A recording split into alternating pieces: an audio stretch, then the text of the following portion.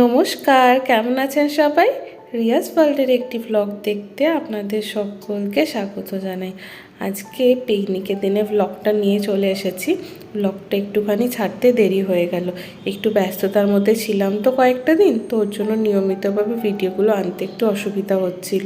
তো যাই হোক, এখন দেখতে পাচ্ছেন চারপাশটা কীরকম কুয়াশা। এদিন সকালবেলা ঘুম থেকে উঠে সবাই ফ্রেশ হয়ে গিয়েছি। বাড়িতে তো যে কয়েকজন ছিলাম তার আগেই রেডি হয়ে গিয়েছি, আর যারা এখনও এসে পৌঁছয়নি তাদের জন্য অপেক্ষা করছি। তারই মধ্যে সকালে ব্রেকফাস্টের তরকারিটা চাপিয়ে দেওয়া হয়েছে। তো আজকে আমাদের মামাই হচ্ছে মানে হেড কুক যাকে বলা চলে। সমস্ত রান্না কিন্তু মামা একদম নিজের হাতে একদম করেছে। আমি শুধু ইনস্ট্রাক্ট করছিলাম পাশ থেকে, আর মামা সমস্ত কিছু একা হাতেই করছিল। আজকে আমাদের পুলিশ মামাই হচ্ছে একদম হেড কুক। তো যাই হোক, এখানে এখন সকালবেলা জলখাবারে আলু চচ্চড়ি করা হচ্ছে। জলখাবারের মেনু একদম সিম্পল, আলু চচ্চড়ি, মুড়ি, চানাচুর আর মিষ্টি। আর দুপুরবেলা তো আপনাদের আগের ব্লগে বলেইছিলাম মিক্সড ফ্রাইড রাইস হবে, আর তার সাথে হবে মটন কষা আর চাটনি আর পাঁপড়। চারপাশটা দেখছেন কীরকম একদম অন্ধকার হয়ে রয়েছে, আর এত কুয়াশা এসেছে। তো ওর জন্য ছেলে দুটোকে এখন বাইরে বার করিনি, আমরাই এসে সমস্ত কিছু যোগাযন্ত্র করে রান্নাটা চাপিয়ে দিয়েছি। জলখাবারটা হয়ে গেলে তারপরে সবাই খেতে নিয়ে তারপরে দুপুরের রান্নাটা স্টার্ট হবে। আর একটুখানি কুয়াশার জন্য সকলের আসতেও দেরি হচ্ছে, যারা এখন এসে পৌঁছয়নি, ট্রেনও লেট রয়েছে। তো এই হচ্ছে ব্যাপার। আর এখানে সমস্ত বাচ্চারা এখন সকালবেলা ঘুম থেকে উঠেই একটুখানি দুধ, হরলিক্স এসব খেয়ে খেলতে বসে গেছে, আর ছেলে দুটো ওদের সাথে রয়েছে। তো এখন বাড়িটা পুরো গম গম করছে, ভীষণ ভালো লাগছে। তো এখানে আমাদের জলখাবার রেডি হয়ে গিয়েছে, এবার আমি আস্তে আস্তে সবাইকে সার্ভ করে দিচ্ছি, আর মাইমাও আমাকে হেল্প করছে। আর আগে বাচ্চাদেরকে বসিয়ে দিয়েছি আর বয়স্কদের বসিয়ে দিয়েছি। আর এখানে আমাদের আগের দিনের রাত্রিবেলার যে একটুখানি লেফট ওভার চাউমিন ছিল, তো সেইটাও একটু একটু বাচ্চাদেরকে দিয়ে দিচ্ছি। ওরা তো চাউমিনটা খেতেও ভালোবাসে, কিন্তু এখন যেহেতু ভরা পেট পুরোপুরিভাবে কারোর হবে না, তো ওই জন্য একটু মুড়ি একটু চাউমিন এইভাবে মিক্স করে করে দেওয়া হচ্ছে আর কি সবাইকে।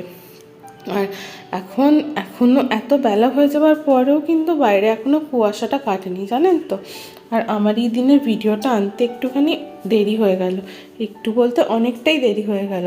আসলে বাড়িতে আত্মীয় স্বজন তো ছিলই, আর একটু ব্যস্তও ছিলাম সকলকে নিয়ে, তো ওর জন্য ভিডিও এডিট করে আর নিয়মিত পোস্ট করতে পারছিলাম না। তো ওর জন্য একটুখানি দেরি হয়ে গেল। এই পিকনিকটা আমরা অর্গানাইজ করেছিলাম 24শে ডিসেম্বর, আর তার আগের দিন থেকেই সবাই চলে এসেছিলো। আর 25শে ডিসেম্বরও আর বাড়িতে কাউকে যেতে দিইনি, সবাইকেই আটকে রেখে দিয়েছিলাম। তো ওর জন্য এখন বাড়িতে সবাই থাকার জন্য আর সবাইকে নিয়ে মাতোয়ারা হয়েছিলাম, তো ওর জন্য ভিডিও এডিটার করাই হয়ে উঠছিল না। তাছাড়া লোকজন চলে যাওয়ার পরেও তো জানেন আপনারা বাড়িতে অনেক কিছু কাজকর্ম থাকে, তো ওর জন্য একটু লেট হয়ে গেল। তো যাই হোক, এখানে আপনারা দেখতে পাচ্ছেন মাটনটা নিয়ে চলে আসা হয়েছে। 5 কিলো মাটন আছে এখানে। এটাকে ভালো করে ধুয়ে গরম জল দিয়েও ধুয়ে নিয়েছি একবার, তারপরে একটু ভিনেগার মাখিয়ে রেখে দিয়েছিলাম। তো এরপরে সমস্ত মশলাপাতি মাখিয়ে নিচ্ছি। এমনিতে আদা রসুনটার মাংসর সাথে মাখাবো না, আলাদা করেই কষবো সুন্দর করে। তো ওর জন্য অর্ণবকে বললাম তুমি একটুখানি ওই দই, কাশ্মীরি মির্চ, লাল লঙ্কা, হলুদ এই সবগুলো দিয়ে একটু ভালো করে মাখিয়ে দাও, আর একটুখানি তেল মাখিয়ে দাও। তো এই মাংসটা ভালোভাবে ম্যারিনেট হয়ে থাকলে অনেকটা কাজ এগিয়ে থাকে। তারপরে টিফিন খেয়ে আবার মামা এখানে লেগে পড়েছে দুপুরে রান্না করতে। তো আগেই মাটনের আলুগুলোকে সুন্দর করে ভেজে তুলছে, আর এই গ্যাসটা হয়ে কিন্তু খুব সুবিধা হয়েছে, খুব তাড়াতাড়ি হয়ে যাচ্ছে। আর এখানে এখন কুয়াশাটা কমে যাওয়ার জন্য বাবুদেরকে একটুখানি বাইরে বের করেছি। বেলা কিন্তু এমন কিছু হয়নি জানেন তো, কিন্তু চারপাশটা এত মেঘলা মেঘলা হয়ে রয়েছে যে একটুখানি অন্ধকার অন্ধকার সকাল সকাল লাগছে। আর এইখানে এখন রোদটাও আজকে খুব একটা জোর ওঠেনি, তো একদিক দিয়ে সেটা ভালোই হয়েছে। তো এখানে তো আমাদের ছোটো ছাদে রান্না হচ্ছে, আর ছোটো ছাদের লাগোয়া ঘরে এখানে সমস্ত সবজি কাটা এসব হচ্ছে। ও তারই মধ্যে আমার মামা, মাইমা, আমার শ্বশুর শাশুড়ি ওনারাও চলে এসেছে, তো ভালোই হয়েছে। তো এখানে তারপরে রান্না তোড়জোড় হচ্ছে, আর সবাই সবাইকে হেল্প করছে যে যার মতো করে। আর বাচ্চারা তো একদম খেলা নিয়ে মত্তই হয়ে রয়েছে। তো এই ছোটো ছাদটা হয়ে কিন্তু খুব সুবিধা হয়েছে। ছোটো ছাদটা দেখছেন তো আপনার, এই ভিতরের দিকটা এখনও প্লাস্টার করা হয়নি। আসলে ছোটো ছাদের একটা গল্প আছে, যে ছোটো ঘরটা আপনারা দেখলেন যেখানে জোগাড় হচ্ছিল এই ছাদটা লাগোয়া, তো সেইখান থেকে এই ছোট ছাদটা পরে বার করা হয়েছে বলতে আমাদের বাড়িটার একতলাটা হচ্ছে কমার্শিয়াল পারপাসে ব্যবহার করা হয়, একটা বড় গোডাউন আছে, তো ওখানের পরেই আমাদের দোতলাটা থাকার জন্য ব্যবহার করা হয়। এভাবেই বানিয়েছি আমরা আর কি।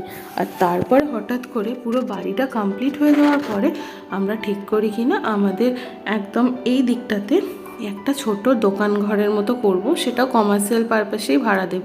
তো আমি আর অন্য ঠিক করি তাহলে এখানে একটা গোডাউন মানে দোকান ঘর যদি হয়ে থাকে, গোডাউনটা যেমন আছে থাক, তো সেখানে যদি একটা দোকান ঘর হয়ে থাকে তো তাহলে ভালোই হবে। তো ওইটাই আমরা ঠিক করে এইরকম দোকান ঘরের জন্য একটা স্পেস বানাই। এবার স্পেসটা যখন বানাই তখন দোকান ঘরটা আমাদের এই দিকের ঘরটার সাথে লাগোয়া হয়ে যায়। তখন আমি বায়নাক্কা জুড়ে দিই, তুমি একটা তাহলে দরজা করে দাও ছোটো ঘরটা কেটে, তাহলে কি না তাহলে আমরা এই ছাদটায় বেরোতে পারবো। আর একটুখানি ঝঞ্ঝাটি ছিল কারণ আমাদের বাড়ি পুরো কমপ্লিট হয়ে গেছিলো, রং টং পুট্টি ফুট্টি হয়ে পুরো কমপ্লিট। তো ওর জন্য আমরা যে কন্ট্রাক্টরকে দিয়েছিলাম সেহেতু পুরো ফুল কন্ট্রাক্টে করেছিল বাড়িটা, যেহেতু আমরা ওই সমস্ত অত ঝক্কি ঝামেলা পোয়াতে পারবো না তার জন্য। তো ওর জন্য সেও রাজি হচ্ছিল না, বলেছে এত সুন্দর বাড়িটা আবার কেটে তোমার কি করার দরকার। তখন আমিই বললাম দেখুন এখানে যদি না কাটি তাহলে তো আমাদের ছোটো ছাদটার আর কোনো ইউজই থাকবে না। তো এটা বলার জন্যই তারপরে এই ছাদটা কেটে একটা দরজা খালি ফুটিয়ে দেওয়া হয়েছে। আর ছাদটাও এখনও খুব সুন্দরভাবে মানে করা হয়ে ওঠেনি, জল ছাদ করতে হবে, এখানে প্লাস্টারটাও বাকি রয়েছে। আমাদের বড় ছাদটা পুরো কমপ্লিট, একদম মেঝে টেঝে সুন্দর করে, তারপর প্লাস্টার রং সব কমপ্লিট। কিন্তু ছোট্ট ছাদটা যেহেতু এরকম সমস্ত বাড়ি হয়ে যাওয়ার পরে আলাদা করে এক্সটেন্ড করা হয়েছিল, তো ওর জন্য এরকম ছড়িকুটির মতো হয়ে রয়েছে। তো যাই হোক, এখানে ফ্রাইড রাইস মানে মাংসটা ভেজে মানে আলু টুলু ভেজে নেওয়ার পরে এরপরে ফ্রাইড রাইসের সবজিপাতিগুলো আস্তে আস্তে ভেজে নেওয়া হচ্ছে। অনেক কিছু পড়বে, মাল মশলা ভাজতেও সময় লাগবে। এখানে বিনস, গাজর, ক্যাপসিকাম, পেঁয়াজ, মটরশুঁটি, পেঁয়াজ কলি, কাজু, তারপরে আরও যা যা ফ্রাইড রাইসের সবজিপাতি চাই আর কি, সেইগুলোকে সমস্ত আগে সুন্দরভাবে ভেজে নেওয়া হবে, তারপরে তো মেশানো হবে। আর এইদিকে তো ছোটোগুলো সব বড় ছাদে বাবুদেরকে নিয়ে চলে এসেছে। এই দেখুন এই বড় ছাদটার কথা আপনাদের বলছিলাম, এটা পুরো সুন্দরভাবে কমপ্লিট, প্লাস্টার রং সব হয়ে রয়েছে। আর ছোটো ছাদটা যেহেতু এরকম পরে আলাদা করে করা হয়েছে, তো ওর জন্য আর ওইটাকে এখনও কমপ্লিট করে হয়ে ওঠা হয়নি। তো এখানে তো দেখতেই পাচ্ছেন আপনারা ছেলে দুটোকে নিয়ে কি করছে। আমি তো এখন নিচে ছিলাম, তারপরে আমি ফোনটা আমার সুটু রানীকে দিয়ে দিয়েছিলাম ভিডিওটা করে আনার জন্য চারিপাশে কে কী করছে। তো পরে দেখছি ওরা ছাদে গিয়ে এইসব করছে। তো আমি ভাবছি বাবারে ওরা কী করে এরকম বাবুদেরকে নিয়ে গেছিলো, কেউ ছিল না, একটু একটু ভয়ও লাগছিল। তো যাই হোক মজা করেছে, ভালোই হয়েছে, ছেলে দুটোও মজা পেয়েছে। তো এখানে আমাদের এখন বেলা প্রায় অনেকটাই হয়ে গেছে জানেন তো, কিন্তু এখনও রান্না কমপ্লিট হয়ে যায়নি বলে আমি ভীষণ চিন্তা নিয়ে বসে রয়েছি, এখনও স্নানে অবধি যাইনি। তো যাই হোক এখানে তারপরে সবাইকে আশ্বস্ত করে মামা বলছে কোনো চিন্তা নেই, পিকনিকের রান্না 4টের আগে খাওয়া যায় না। তো সেটা শুনে একটুখানি সবাই খুব হাসাহাসি করছে আর কি। তো আমাদের রান্না কমপ্লিট হয়ে গিয়েছে, এখন ছোটোদেরকে আগে খেতে বসিয়ে দিয়েছি, আর তারপরে আমরা মেয়েরা আর বাকি যারা রয়েছি তারা বসবো। তো ওই জন্য ছোটোরা বসে গিয়েছে, এবারে ওদেরকে খাবারটা সার্ভ করে দেবো, তারপরে আমরা বসবো। আর সত্যি বলতে সেই দিন রান্নাটা কিন্তু দারুণ হয়েছিল, সব কটা রান্নাই এত সুন্দর হয়েছিল, সবাই খুব তৃপ্তি করে খেয়েছিল, প্রত্যেক কটা রান্না খুব সুন্দর হয়েছিল। হ্যাঁ আর ফ্রাইড রাইস তো বললাম, আর তার সাথে একটু অপশনে সাদা ভাতও ছিল। যারা কিনা ফ্রাইড রাইস খেতে পছন্দ করে না তাদের জন্য সাদা ভাত ছিল, আর যারা মাংস পছন্দ করে না তাদের জন্য আর মাছ ছিল না, ডিম ছিল। যেমন বাবু শুটু ওরাই তো মাংস খায় না অতটা, তো ওদের জন্য ডিম ছিল, আমার বাবার জন্য সাদা ভাত ছিল। তো ওখানে মেঝেতেই সবাইকে বসিয়ে দিয়েছি বেশিরভাগ।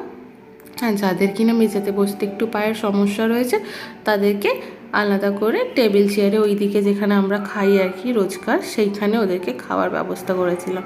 তো এখানে সব কিছু হয়েই গিয়েছে, আগের ব্যাচ হয়ে গিয়েছে, এরপরে ছোটরা আমাদেরকে খাবার পরিবেশন করে দিচ্ছে একে একে আর কি। আমরা আবার সবাই লাইন বেঁধে খেতে বসে গিয়েছি, আর ওরা সবাই আমাদেরকে খাবার সার্ভ করছিল। যাই হোক আজকে দিনটা সত্যি খুব ভালো কাটালাম, এত এনজয় করেছি, এত হাসি ঠাট্টা মজা করলাম, খুব ভালো লাগলো এই ঘুরে আসার পর আমাদের ভাইজ্যাগ ট্যুরের।